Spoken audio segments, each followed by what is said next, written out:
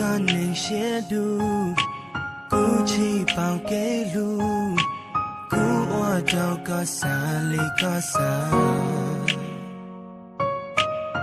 xin dù xí chơi đâu cho cái đây có oa đâu cú xa lì cú xa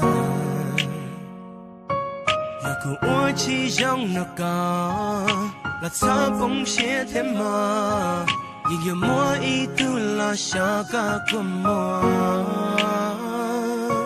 vì chỉ hơi yên chỉ ta chỉ cú nhớ cú giật ta cú chỉ hai đã chỉ ở cả một lúc đó giờ tiếc có mu xa xa cho cú vì cú chỉ ở tu nên ở có lu giờ tiếc có lu thà lu ý tu ở mỗi khi hơi đâu có lý cả mỗi đâu cũ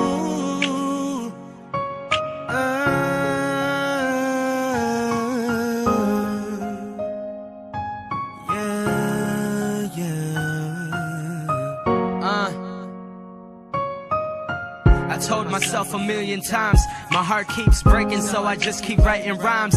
Ain't nothing gonna cut it off. I'm at that point in life where I thought I saw it coming, but it happened every time. I'm still so blind from all this love, and the pain just keeps coming.